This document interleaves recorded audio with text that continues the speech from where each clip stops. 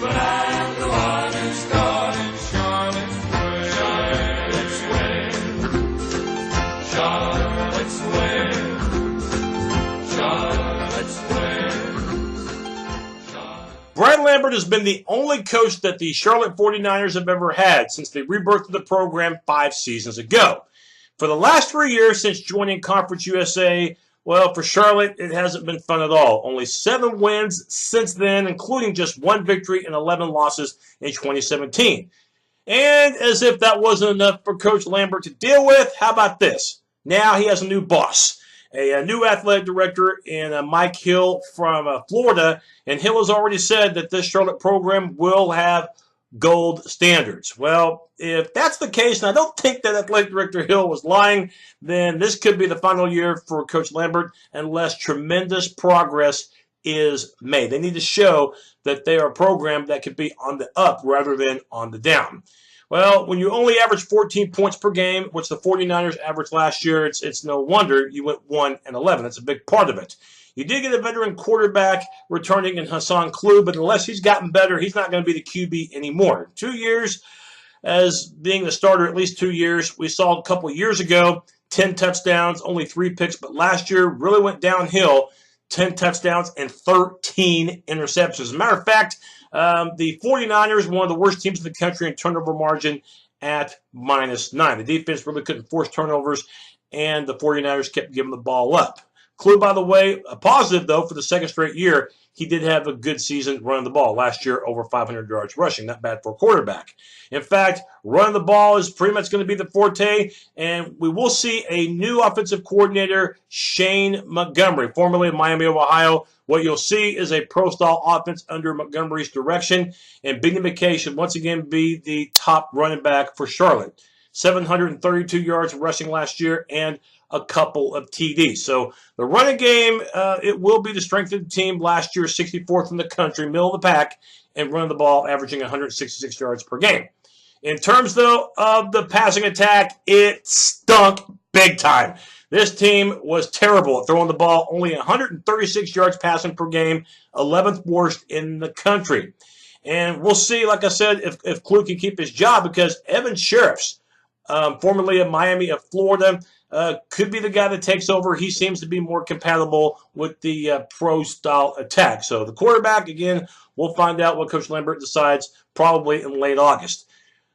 But who will the quarterback throw to? Well, they do have at least one veteran coming back as far as receivers. Mark Quattlebaum, now entering his senior year, 31 receptions a year ago, along with the tight end and R.J. Tyler. Other than the right tackle, you get everybody on the offensive line back, but this was not a terrific offensive line. In fact, they gave up way too many sacks, way too many yards for loss.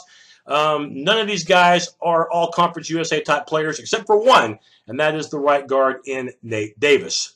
While the offense was definitely hard to watch, the Charlotte defense, well, they struggled too. As a matter of fact, they gave up 32 points per game, which was 103rd in the country. So just like the offense, the Charlotte 49ers will see some defensive changes as far as personnel. Glenn Spencer now takes over. Yes, that Glenn Spencer from Oklahoma State. He was the coordinator there for the past few seasons, but Mike Gundy had had enough and decided to let Spencer go. We'll see Glenn Spencer, we'll see him implement a 4-3 defense and also a more aggressive style defense, and he has a lot of veterans. Everybody but one corner is back, and we'll see if Charlotte has made progress in this area.